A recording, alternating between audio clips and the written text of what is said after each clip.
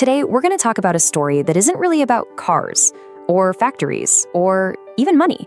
It's a story about a belief so strong that it just refused to die, even after failure, rejection, and just unimaginable loss. This is the story of a man who came from absolutely nothing, who everyone said was just a farm boy wasting his time, but who ended up putting the entire world on wheels. So yeah, this is not a history lesson. It's a true story about the kind of belief that can build an empire from a little shed in a backyard, and how a single, unwavering idea in one person's mind can completely change the way every single one of us lives our lives. So let's go back. Our story starts not in some fancy boardroom, but on a quiet farm in Michigan. This is where Henry Ford was born way back in 1863. And you know, on the outside, he was just a regular farm kid, doing his chores, living a life that was pretty much dictated by the sunrise and the sunset. But inside he felt totally different. He was restless. He was always looking at all the backbreaking work around him and thinking, come on, there has to be a better way to do this. And then, when he was just 12 years old, he saw it, a steam-powered machine chugging away in a field nearby. Now, for most people, it was just, a piece of farm equipment. But for young Henry, wow, it was a revelation. It was the answer to every question he'd ever had. It was the future, made of steel and fire, right in front of his eyes. For Henry, this machine wasn't just metal. It was magic. It was alive. It was raw power. He was completely obsessed. From that day forward, machines became the one and only focus of his life. He started collecting old watches, bits of scrap metal, taking them apart, teaching himself how they worked, all driven by this unstoppable urge to build. But his path, well, it was anything but easy.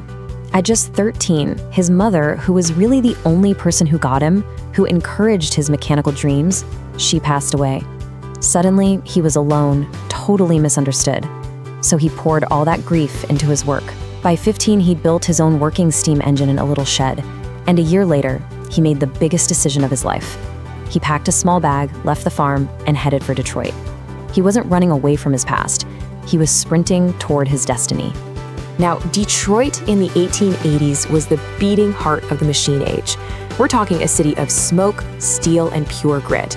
And Henry, he was right where he belonged. But while everyone else was busy fixing machines, Henry was obsessed with this kind of crazy, almost laughable idea: a horseless vehicle for the common person. So after years of working a day job and then spending all night tinkering in this tiny shed, he finally did it. He built the quadricycle. But on the very night he was going to test it, he hit a snag. The car was too wide to fit through the door. So what did he do? He grabbed an axe and he smashed the wall down. Seriously, nothing, not even his own house, was going to stand in the way of his dream. Not long after, Henry has this chance meeting that changes everything. He finds himself at a dinner with, of all people, the most famous inventor on the planet, Thomas Edison.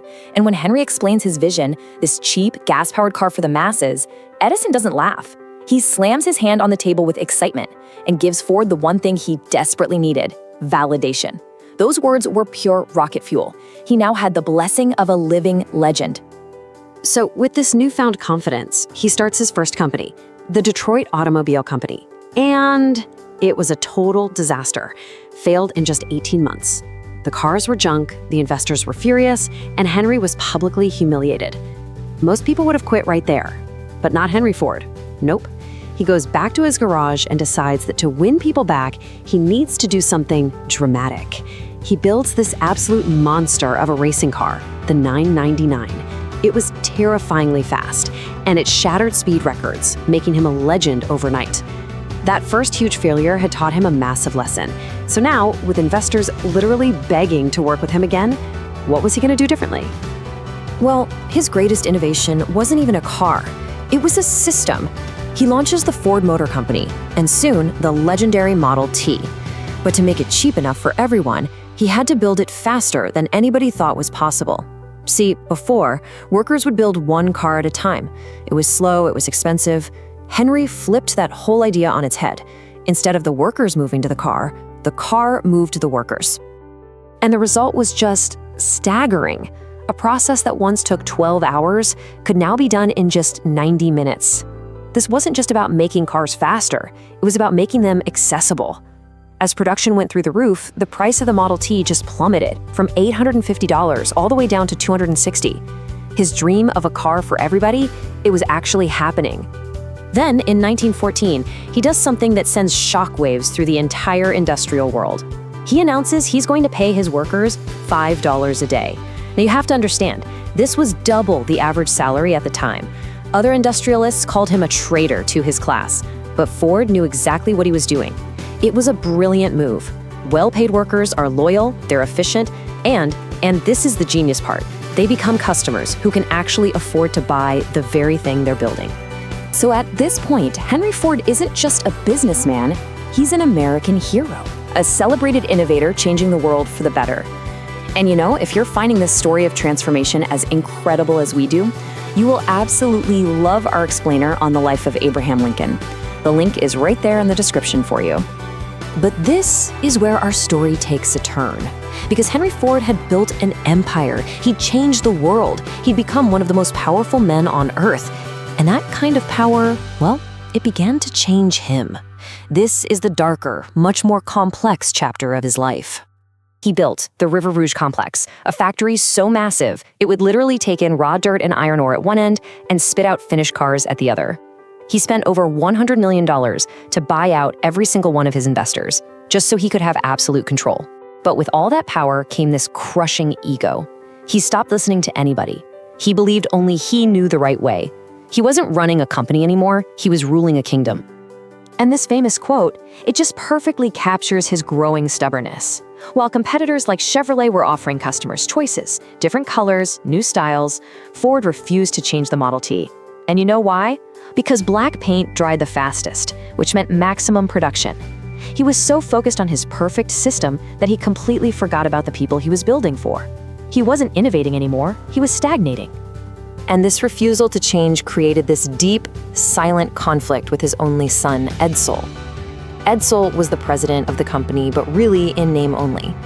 He had this modern vision for Ford. He saw a future of elegant, stylish cars for a global market. But his father, stuck in the past, obsessed with his simple, utilitarian car, shut down his ideas at every single turn. It was this painful, quiet war fought with silence and rejected blueprints. And so we enter the final act of his life, an era that was marked by World War, by immense personal tragedy, and the difficult, painful process of a great man finally confronting his own mortality and his very complicated legacy. During World War II, Ford achieved another production miracle.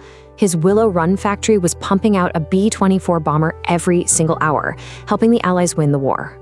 But there is such a tragic irony here. While he was building these incredible machines to save the world, the immense pressure of the work and his father's relentless bullying was literally destroying his son Edsel's health. And then in 1943, at the tragically young age of 49, Edsel died. The news shattered Henry. He was just consumed by guilt, convinced his own stubbornness had broken his son. He stopped going to the office, he barely spoke. People said the old lion has lost his heart. The man who had built an unbreakable empire had lost the one person who was meant to inherit it.